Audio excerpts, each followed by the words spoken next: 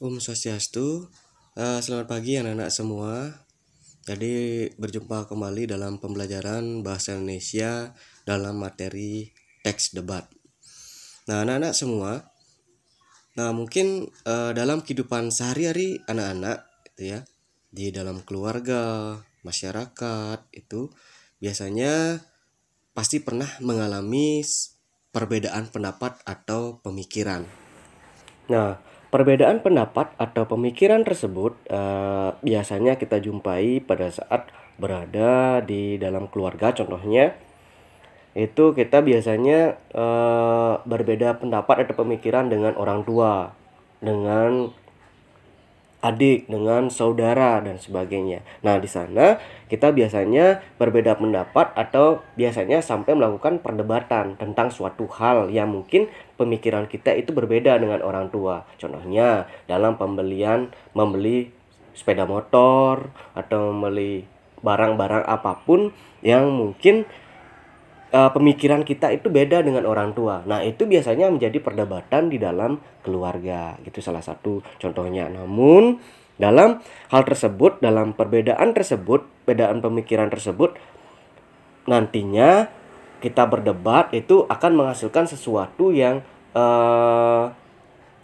disebut dengan keputusan anak-anak gitu. Baik anak-anak, kita langsung masuk saja ke materi. Pada hari ini kita masuk ke materi mengenai pengertian teks debat, tujuan teks debat, struktur dan unsur-unsur teks debat. Itu.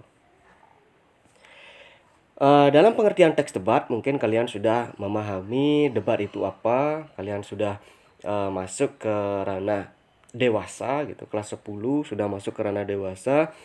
Pasti tahu apa itu debat, sering debat dengan teman dan sebagainya, atau berbeda pendapat dengan teman, itu pasti akan menghasilkan suatu keputusan yang baik gitu ya. Nah, debat jadi pada hakikatnya adalah adu argumentasi atau mengadu gagasan, bukan adu fisik.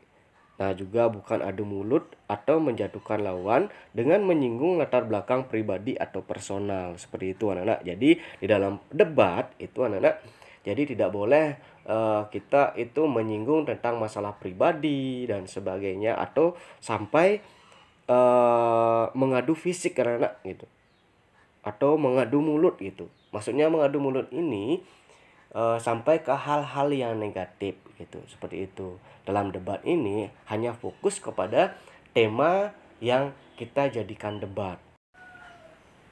Nah, di dalam berdebat itu biasanya harus didasarkan atas fakta-fakta, data, teori, regulasi, norma dan sebagainya anak-anak gitu biasanya.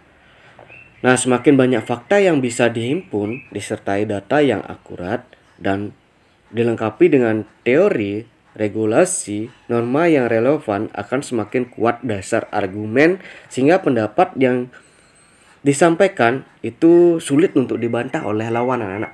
Nah, di sini kita berdebat dalam ranah pendidikan anak-anak gitu. Nah, dengan demikian, jadi teks debat dapat didefinisikan sebagai teks yang berisi pernyataan serta argumentasi pihak-pihak yang terlibat dengan tujuan untuk mendiskusikan, memutuskan, dan mengkaji perbedaan terhadap suatu pembahasan. Baik anak-anak, itu beberapa pengertian maupun teori mengenai teks debat atau pengertian teks debat. Baik anak-anak, jadi kita masuk ke tujuan dari teks debat. Jadi secara umum tujuan teks debat itu merupakan mendiskusikan atau memutuskan masalah dan perbedaan atas sesuatu hal gitu. Ya. Nah, itu secara umumnya dari tujuan teks debat. Namun dari beberapa tujuan teks debat itu antara lain memantapkan pemahaman konsep seseorang atau kelompok anak-anak, kelompok debat gitu. Jadi kita akan memantapkan pemahaman konsep anak-anak itu atau kelompok terhadap materi yang akan dibahas gitu. Nah, di dalam debat itu biasanya kita pasti akan mendapatkan topik debat gitu anak-anak. Contohnya, nah topik debat itu kita akan mencari berbagai data mengenai topik debat yang dibahas gitu. Nah, setelah itu kita akan memantapkan pemahaman konsep tentang topik debat tersebut melalui data-data yang akan didapatkan. Nanti kita akan belajar di sana memantapkan pemahaman konsep tersebut gitu anak-anak dalam diri kita sendiri dan di dalam kelompok kita atau kelompok debat kita. Nah, di sanalah tujuan dari teks debat yang pertama anak-anak. Nah, selanjutnya yang kedua itu adalah melatih seseorang atau kelompok untuk bersikap kritis terhadap semua teori yang terkait materi yang akan dibahas. Nah, di sini anak-anak akan belajar melatih diri atau melatih kelompok gitu ya untuk bersikap kritis anak-anak. Nah, yang ketiga, melatih seseorang atau kelompok untuk mengemukakan pendapat atau pemikiran. Nah, di sini maksudnya anak-anak untuk melatih anak-anak atau melatih dalam suatu kelompok debat untuk mengemukakan pendapat atau pemikiran. Nah, biasanya kalau di kelas saja anak-anak itu biasanya anak-anak itu sulit di dalam mengemukakan pendapat itu karena mungkin malu dengan teman-teman atau mungkin kurang percaya diri atau mungkin ragu-ragu dengan jawaban yang akan diajukan. Nah, di sini kita akan melatih atau belajar anak-anak mengemukakan pendapat atau pemikiran kita sendiri gitu. Mengemukakan pendapat kita sendiri atau mengemukakan pendapat dalam kelompok kita sendiri gitu anak-anak. Nah, yang keempat itu meningkatkan kemampuan seseorang atau kelompok untuk merespon suatu masalah. Nah, di sini anak-anak dalam meningkatkan kemampuan seseorang merespon suatu masalah, contohnya ketika lawan debat itu memberikan jawaban mengenai topik yang dibahas itu anak-anak. Nah, bagaimana caranya kita melatih diri untuk merespon suatu masalah yang kita dapatkan dalam lawan debat tersebut gitu. Ya, kita itu belajar merespon suatu masalah yang didapatkan dari lawan debat tersebut dengan fakta-fakta yang sudah kita dapatkan di dalam topik debat tersebut gitu. Nah, yang kelima adalah melatih menanggapi atau menyanggah pendapat dari lawan debat. Nah, poin 5 ini sebenarnya sama dengan poin 4, namun dalam sisi poin 5 ini adalah cara melatih menanggapinya anak-anak gitu. Melatih menanggapi respon suatu masalah tersebut.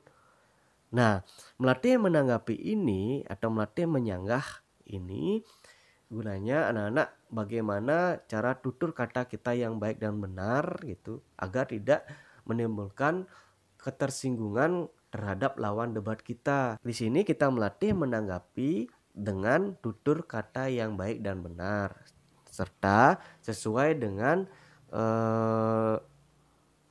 data yang kita dapatkan pada saat menggali data tentang topik yang dibahas gitu anak-anak.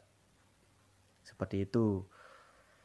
Jadi kita akan melatih menanggapi atau menyanggah pendapat dari lawan debat. Seperti itu anak-anak. Jadi tujuan dari teks debat ini yaitu memantapkan pemahaman konsep yang topik yang kita dapatkan itu. Yang kedua, melatih seseorang untuk berpikir kritis atau bersikap kritis.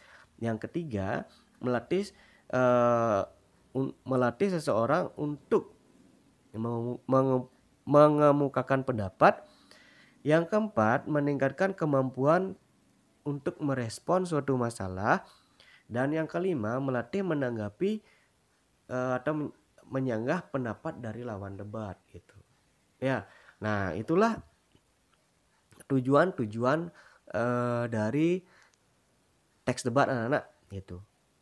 Ya. Nah, tujuan tersebut adalah membuka pola pikir kita di dalam berpendapat, bagaimana cara kita berbicara dengan baik, dan melatih kita dalam membuat suatu hal yang sesuai dengan fakta dan sesuai dengan data-data yang kita dapatkan. Seperti itu anak-anak. Nah, banyak hal yang kita pelajari dalam teks debat ini. Kita ukur dari tujuan dari teks debat ini agar kita nantinya itu bisa berdebat dengan baik dan benar di dalam dunia debat pendidikan, yaitu membahas mengenai hal-hal yang mungkin baik untuk dibahas, untuk diperdebatkan, dan di masyarakat pun bisa anak-anak gitu. Contohnya dalam kemarin di dalam pemilihan bupati dan wakil bupati Jemberana gitu, contohnya itu ada debat yang mungkin kalian sudah menyaksikan sendiri bagaimana paslon 1 dan paslon 2 itu berdebat. Nah, seperti itulah anak-anak contoh dalam berdebat seperti itu. Jadi mengungkapkan pendapat yang kita dapatkan dan kita punya gitu. Ya, untuk mendapatkan suatu hasil yang baik ke depannya, seperti itu. Ya. Nah, itulah tujuan dari teks debat anak-anak. Mudah-mudahan kalian paham dengan apa yang Bapak sampaikan.